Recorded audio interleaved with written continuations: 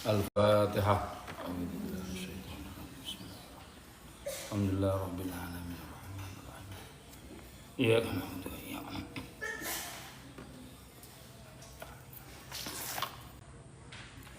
Bismillahirrahmanirrahim. Subhanaka la ilma lana illa ma 'allamtana innaka antal alimul hakim. Allahumma 'allimna ma yanfa'una wanfa'na bima 'allamtana zidna ya maulana ilman nafi'a bi rahmatika wa anta akramul akramin. Allahumma ya mu'allima Adam wa Ibrahim 'allimna wa ya mufahhima Daud wa Sulaiman fahimna wa ya mufaqqih Ibni Abbasin faqihna bi rahmatika wa anta arhamur rahimin. Qala al-musannifu rahimahullahu ta'ala wa nafa'ana bihi wa bi ulumihi wa bi kutubihi fid dunya wal akhirati amin. Bismillahirrahmanirrahim. Faslun. Wa yanbaghi ay yu'addiba al-muta'allima 'ala at-tadriji bil adabi as-saniyah wasyami al-mardiyah wa riyadati nafsihi bid daqa'iqil khafiyah wa yu'awwidahu asyanata fi jami'i umurihi al-batinati wal jaliyah wa yuharriduhu bi aqwalihi wa af'alihi al-mutakarrirati alal ikhlas wa sidq ila akhirih. Faslun ay hadza faslun utawi iki ku faslun ana fasal suwiji. Wa yambagi lan sayukjo apa ayu adiba apa yen to ngajari adab sapa muallim. Mu'alim itu guru ngajari adab al-muta'allima ing santrine ing murite ing santrine ngajari adab alat tadriji ing atase apa step by step tadrij apa cara bahasa Indonesia alat tadriji ing atase step by step tahapan ora cocok. Alat tadrij ngatasi sithik-sithik gampang-gampangan. Alat tadrij ngatasi tingkatan-tingkatan, ngatasi sithik-sithik, ngatasi tahapan-tahapan. Ngajari adab bil adabi kelawan pira-pira adab asaniyati kang luhur. Wasyami lan pira-pira budi pekerti al mardiyati kang diridoni. Wariyadoti nafsihi lan ngelatih awak dhewe ne muta'allim bidaqa iki kelawan pira-pira perkara kang lembut al khafiyati kang sama wa yu'awwida lan biasaake sapa muallim hu ing al muta'allim biasanya asyanata ing ngreksa iku jaga fi jami'i umurihi yang dalam sekabehane pira-pira perkarane muta'allim al batinati kang batin wal jaliyati lan kang tampak mata sing katon mripat wa yuharridho lan nyemangati sapa muallim hu ing muta'allim nyemangati bi aqwalihi kelawan pira-pira ngendikane muallim wa af'alihi lan pira-pira penggaweane muallim sifate aqwal af'al al mutakarrirati kang nuli-nuli kang bertubi-tubi kang sering-sering alal ikhlasi nyemangati apa alal ikhlasi ngatasé ikhlas wasidqi lan jujur wa husnin niyati lan baguse pira-pira niat wa muraqabatillahi lan nginjen-nginjen maring Allah. Nginjen-nginjen mana mengintai itu kamu merasa diintai oleh Allah. Jubong nek wis ngrasa awake diintai Allah, saksikan oleh Allah, maka dia akan hati-hati hidupnya. Kenapa kok hati-hati? Karena dia merasa dipantau oleh Gusti Allah. Enggak sembarangan deh. Perintah Allah akan mudah dilakukan, larangan Allah akan mudah untuk ditinggalkan. Kenapa kok bisa ngelakuin seperti itu? Karena dia merasa diintai, dipantau. disaksikan oleh Allah. Itu namanya muraqabah. Wong Islam itu kudu disifat duwe keyakinan bahwa kita itu harus muraqabah kepada Allah. Minimal kalau kamu nggak mampu muraqabah ya kamu harus meyakini bahwa kamu itu dimuraqabahi Allah. Kamu itu dicek oleh Allah, dipantau oleh Allah, didikte oleh Gusti Allah. Ini iso kaya ngono selamat kowe. Selamat urip iki iso kaya ngono.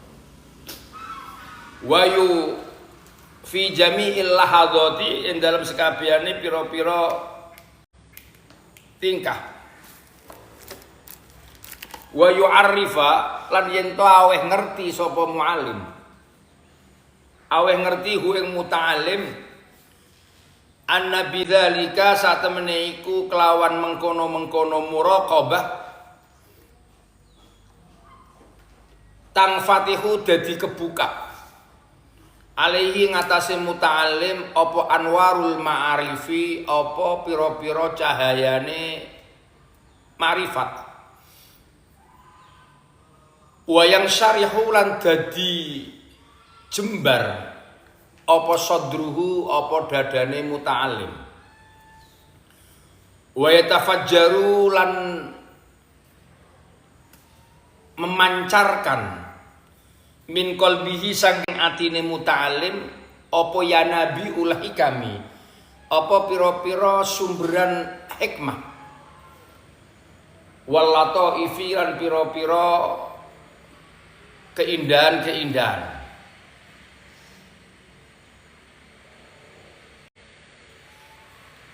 Ini iso kaya ngono wa yubaraku lan den berkahi lahu maring muta'allim apa fi ilmihi apa ing dalem ilmune muta'allim wa halihi lan tingkae muta'allim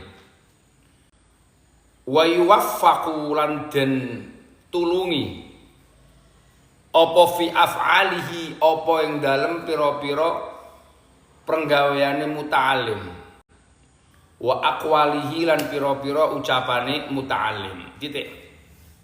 Ini Imam Nawawi masih dalam pembahasan sesuatu yang perlu dilakukan oleh seorang guru kepada muridnya. Apa yang perlu dikerjakan oleh seorang muallim kepada muta'allim. Muallim itu berarti gurune, kiyaine, nek muta'allim itu berarti santrine, muridnya. Ini pasal masih ada hubungannya dengan pasal-pasal yang kemarin, yaitu kewajiban seorang guru kepada murid. Jadi dalam proses pembelajaran itu kok ora kok murid duwe kewajiban kepada guru, santri duwe kewajiban kepada kiyaine. Tidak hanya itu, tapi juga dibalik. Seorang guru juga punya kewajiban kepada murid. Seorang kiai, ustadz juga punya kewajiban kepada santrinya. Termasuk ngendikane Imam Nawawi, termasuk kewajiban seorang guru, sebaiknya seorang guru itu harus mengajarkan adab. Makanya di pondok itu aneh. Di pondok itu nggak seperti sekolah-sekolah, lembaga-lembaga umum yang lainnya. Kalau di lembaga-lembaga umum yang lainnya mungkin ilmu akhlak, ilmu adab itu lewat teori. Ilmu tentang jujur, ilmu tentang amanat, itu kan teorinya. Hampir semuanya sekolahan dalam ilmu akhlak, pelajaran akhlak akan ada pelajaran seperti itu. Tapi kalau di pondok pesantren, di pondok itu beda. Teori juga penting, tapi lebih penting dari teori adalah praktek. Jadi saya dulu mondok, maka saat saya mondok saya akan menyaksikan bagaimana apa-apa yang dilakukan oleh kiai saya. Saat kiai saya rajin ngaji, maka itu akan memberikan semangat kepada kita. Oh, berarti guru kudu semangat ngajari, kudu ngajine semangat. Aku ngawasi kiaiku kok. Aku duwe kiai jenenge Mbah Abdurrahim Ahmad Sarang. Aku duwe kiai jenenge Mbah Maimun Zubair. Oh beliau kok semangat ngajari. Walaupun sepuh-sepuh ngajar, kecuali nek beliau gerah, kecuali ono tamu yang tidak bisa ditinggalkan, kecuali kalau ada undangan di luar yang memang penting untuk didatangi, baru ngajinya libur. Maka itu akan membuat kita juga akan nanti niru seperti itu. Semangatnya akan niru gurunya. Jadi misalnya saya niru kiai saya pernah menyaksikan kiai saya dulu caranya ngajar seperti ini, adabnya ngajar seperti ini, aktifnya seperti ini, semangatnya seperti ini. Maka itu akan mewarnai hidup saya. Maka saya akan ikut-ikutan semangat seperti kiai saya. Saya punya guru di Syria, Masya Allah malah guru saya ini malah lebih spesial lagi. Kan orang tahu ninggal, orang tahu apa mbak? Orang tahu saya selama 6 tahun di Syria itu guru saya Syekh Buti, Syekh Wahbah Zuhaili itu gak pernah haji. Jangan kamu kira beliau gak bisa haji, bisa beliau haji tiap tahun. Tapi beliau lebih senang haji cukup sekali. Kemudian beliau menghabiskan waktunya untuk ngajar, ngarang, ngaji. Beliau bisa umroh tiap bulan. Beliau orang besar. Minta tolong kepada siapapun pasti semangat orang-orang membantu beliau untuk umroh. Tapi beliau tidak mau umroh. Bukan berarti beliau ngeremehin umroh atau haji, karena beliau punya kewajiban ngajar. Itu yang luar biasa. Aku orang nemokno seperti itu. Guru kiai spesial seperti itu. Ya, bukan kok berarti yang kiai yang haji tiap tahun terus salah, bukan. Berarti bukan berarti ono kiai kok umroh setahun 3 kali, 2 kali salah, bukan. Dalam arti mereka punya pandangan sendiri-sendiri. Saya punya guru di Syria yang beliau itu semua lihat ke depan, fokus, jangan ngelamun. Itu Bekasi. Jangan. Dalam ilmu agama jangan kamu samakan dengan sekolah umum kamu. Ilmu agama butuh fokus. Kamu yang fokus loh, mudah untuk lupa. Apa mana tidak serius, ngantuk atau malah ngelamun, malah gampang mudah. Ilmu ini jangan samakan dengan ilmu-ilmu umum kamu di sekolah. Jadi tolong yang fokus kalian. Saya ulang, guru-guru saya dulu luar biasa. Semangatnya untuk ngaji, semangatnya untuk ngajar. Itu guru saya di Syria. Sampai orang gelem umroh, orang gelem. Saya pernah tanya sendiri ke beliau, kenapa kok ini musimnya haji kok enggak haji? Saya pernah tanya ke Dr. Wahbah Zuhaili waktu ngaji beliau di Masjid Jami' Utsman namanya, masjid beliau yang biasa ngajar malam Rabu. Beliau jawabnya, karena saya punya kewajiban yang lebih penting. Haji itu wajibnya hanya setahun, seumur hidup sekali tok. Yang penting saya udah pernah haji, gugurin kewajiban, selesai kata beliau. Saya punya kewajiban ngajar, taklim, taklif, ngarang, itu lebih penting daripada saya bolak-balik haji kata beliau. Itu yang menyentuh di hati saya, Masya Allah. Semangatnya ngajar luar biasa. Akhirnya seperti itu yang menginspirasi kita murid-muridnya untuk niru beliau. Itu namanya ilmu praktek, ilmu akhlak. Ilmu itu harus amanah, ilmu itu harus jujur. Itu kita dapatkan dari guru-guru kita. Gak perlu diteorikan seperti yang kamu dapatkan di sekolah-sekolahan umum kamu. Amanat, tapi jebule ujian, tes, nyontek. Apa manfaatnya ke belajar amanat, tapi prakteknya kowe khianat. Belajar sekolahan jujur. Apa manfaatnya belajar tentang ilmu jujur, teori ini jujur, bahkan apal sak Quran hadis tentang jujur. Tapi kamu sering nipu orang tua kamu. Sandalmu apa jenenge wis elek ngomongnya hilang. Sandalmu ini ngomongnya ini wis gak jujur orang tuamu, kan berarti kan kamu gak melakukan sesuai dengan teori yang kamu pelajari. Kalau di pondok pesantren beda, saya ulang, di pondok pesantren nggak seperti sekolah. Saya dulu mondok di Sarang, mondok di Syria, itu saya melihat guru-guru saya itu yang menginspirasi kita, semangat kita. Saya kalau melihat guru saya yang baca Quran, jangan kan nggak baca Quran, belajar ngaji kitab Risalah Qusairiyah, ngaji kitab Hikam Ibnu Athaillah itu kalau menerangkan tentang ilmu hati itu sampai beliau tersentuh hatinya sampai nangis.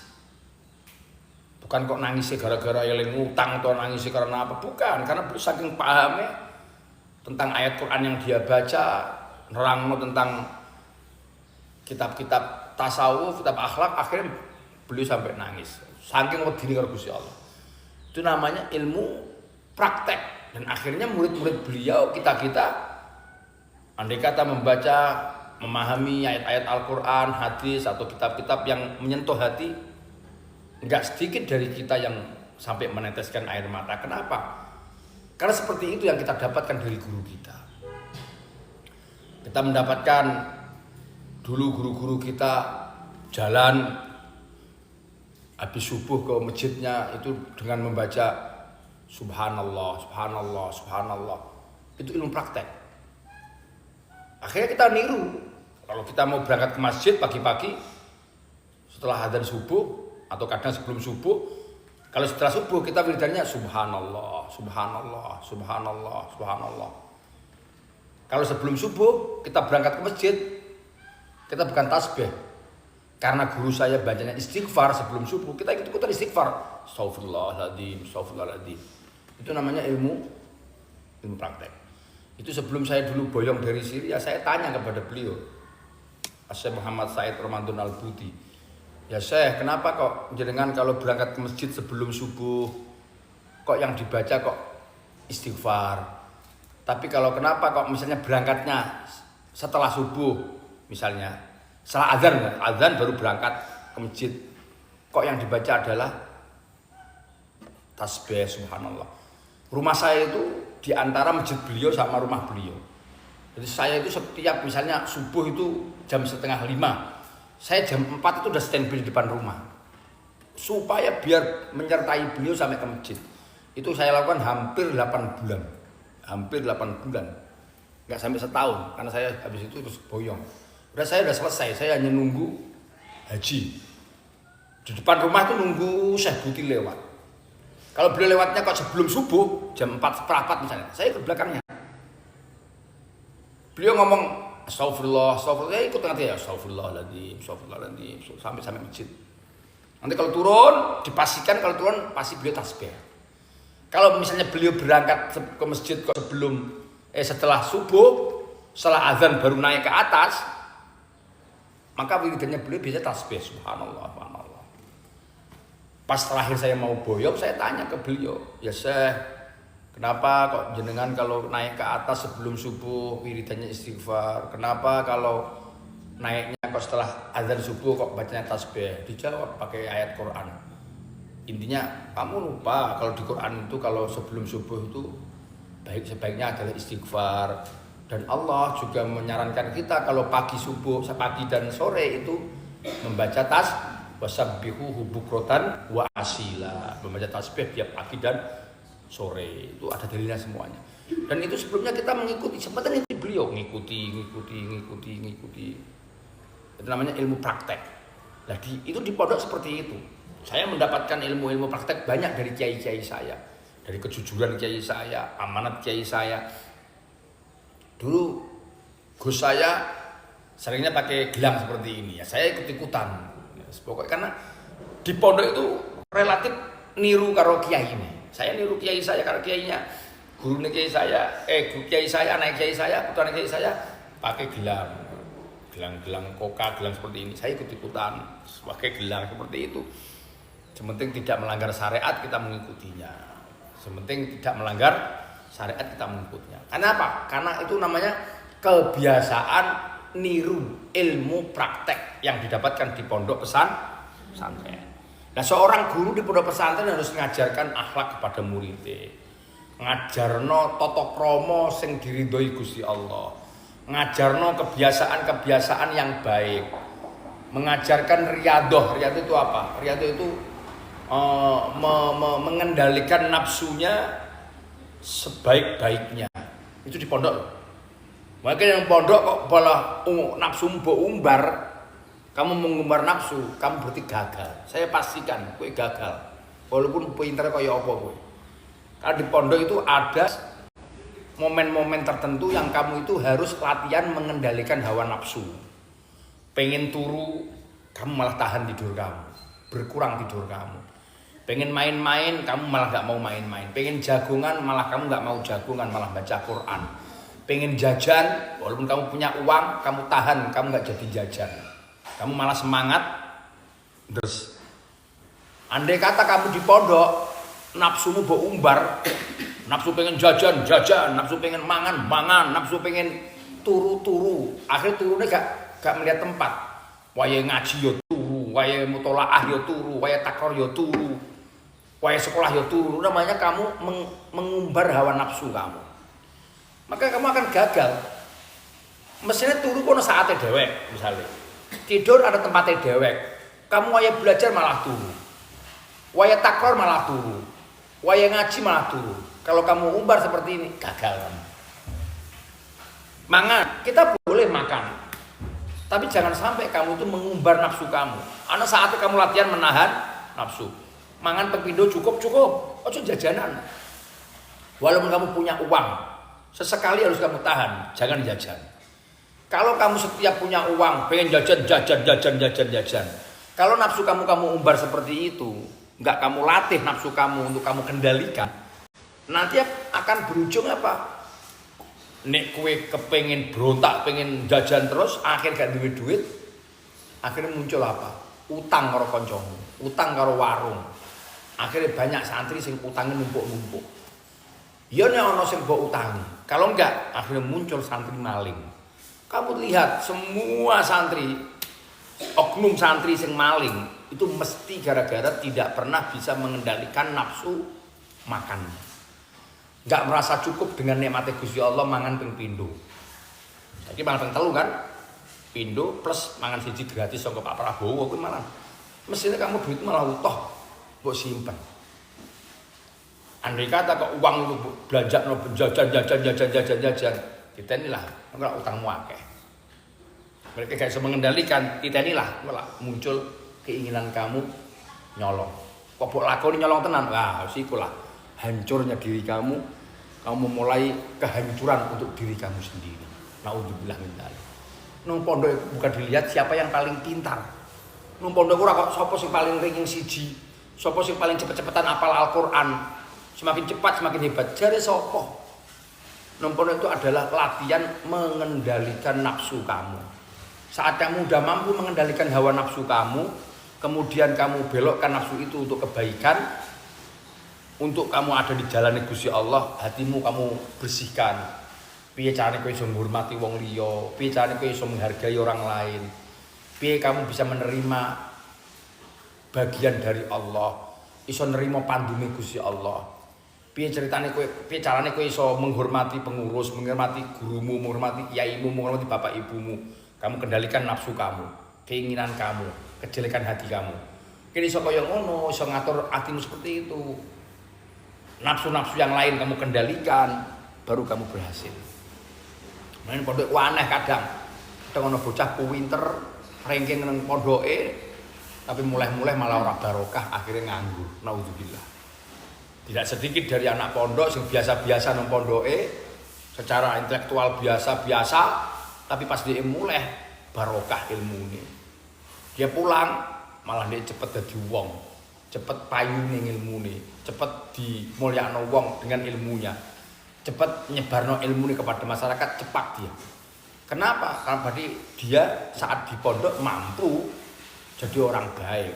Dia jadi orang baik karena dia mampu mengendalikan hawa nafsunya. Hati-hati.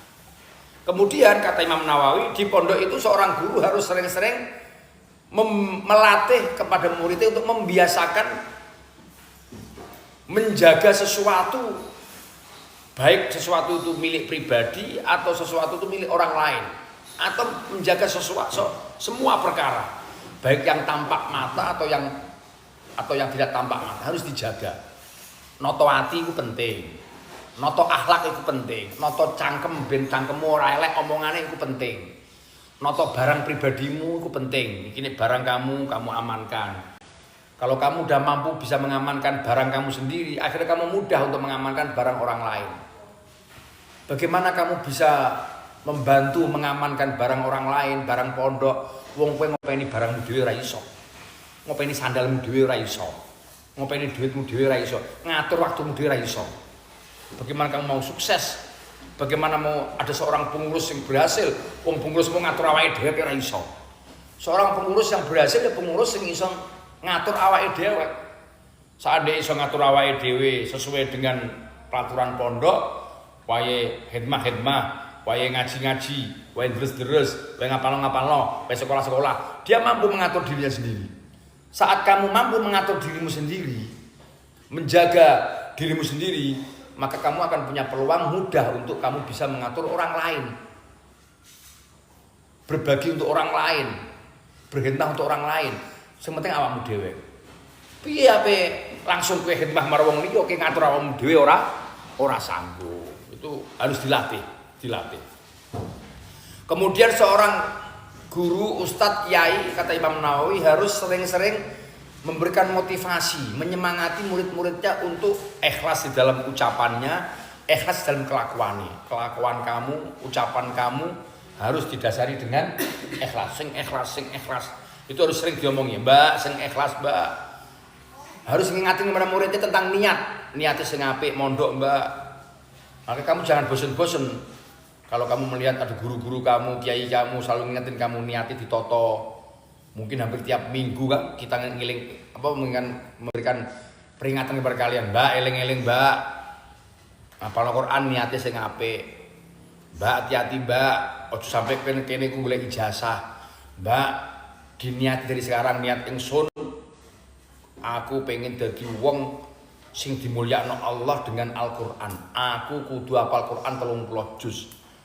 Dari dulu kita selalu ngingetin kalian. Aku pengen dimulyakno Islam dan dimuliakan dengan Islam lewat Al-Qur'an. Aku pengen khidmah karo Kanjeng Nabi lewat ngapalno Qur'an. Aku pengen berjuang lewat Al-Qur'an. Aku ora mungkin ninggalno kene kecuali hafal 30 juz. Itu kan setiap seperti itu kan kita beritahu kepada kalian. Nasihati kalian, menyemangati kalian. Kenapa kita itu melawan seperti itu? Karena tugas seorang guru, kata Imam Nawawi, itu harus selalu mengingatkan, memberikan semangat, mensupport, apa istilahnya, mendongkrak semangat para murid-muridnya untuk ikhlas di dalam semua, untuk ikhlas, untuk jujur, untuk niat yang baik. Dan yang terakhir, seorang guru itu harus selalu mengingatkan kepada muridnya, seorang kiai mengingatkan kepada santri ini bahwa kita itu harus selalu muraqabah kepada Allah, mengintai-ngintai kepada Allah, nginjen-nginjen Allah. Maknanya kita harus yakin bahwa kita dipantau oleh Gusti Allah. Penting mana ini? Itulah kualitas iman kamu itu akan tampak saat kamu itu menyadari bahwa kamu itu dipantau Allah atau tidak. Saat ono santri, dia uripe merasa aku diawasi Gusti Allah. Ono CCTV langsung dari Gusti Allah yang ngecek omonganku, ngecek cangkemku, ngecek kelakuanku. Saat kamu sadar bahwa ada CCTV yang melihat kamu, CCTV siapa?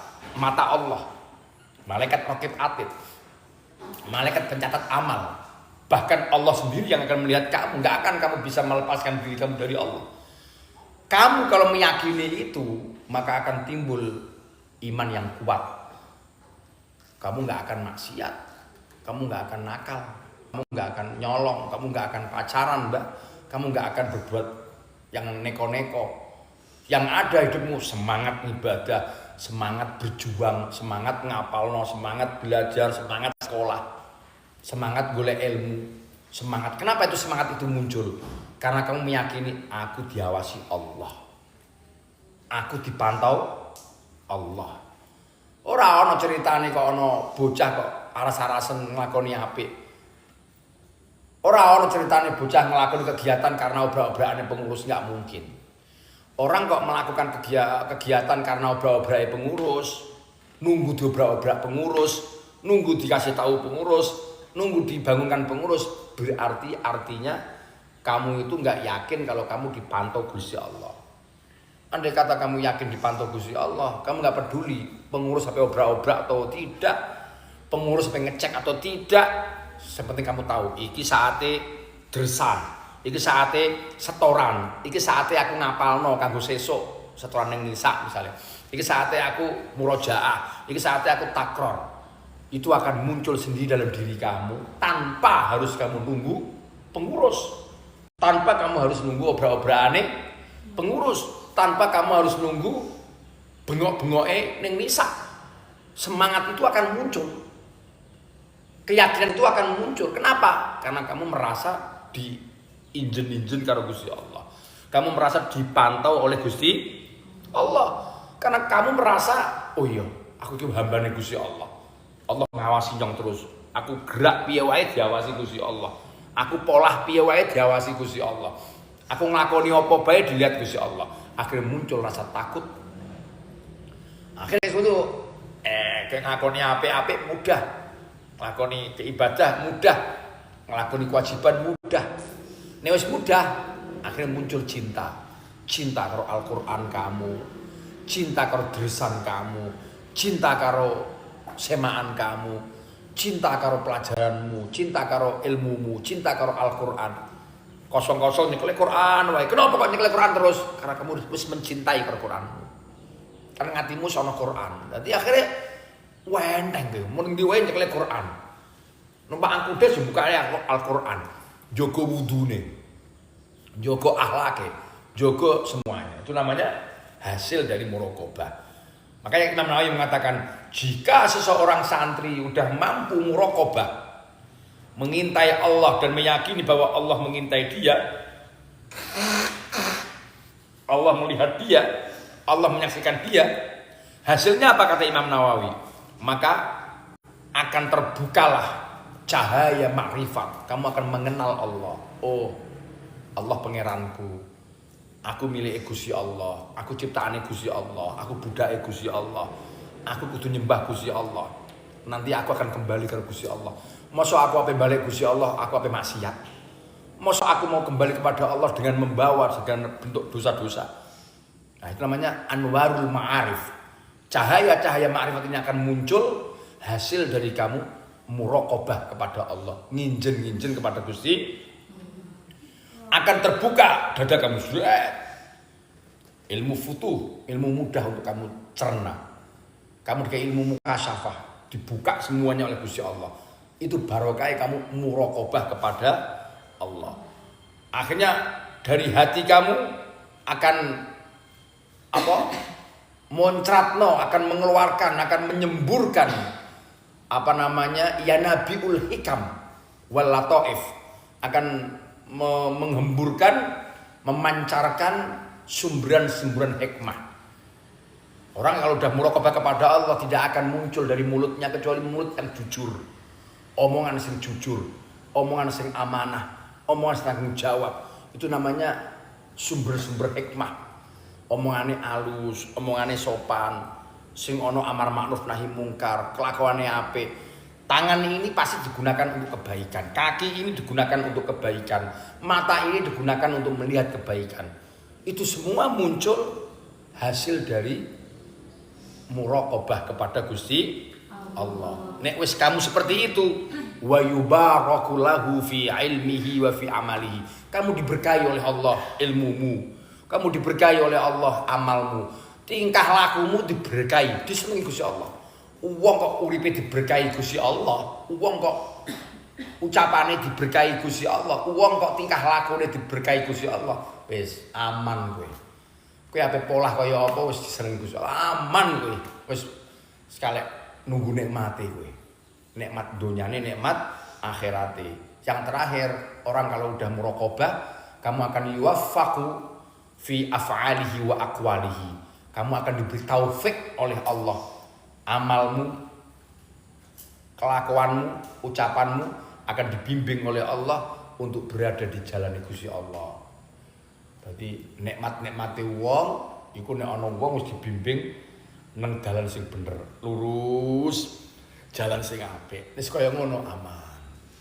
Jadi kita selamat fitnah dunya, selamat fitnah kuburan, akhirnya kita dadi wong sing mulya dunyane, mulya akhirate. Faslun wallahu a'lam bishawab. Maulana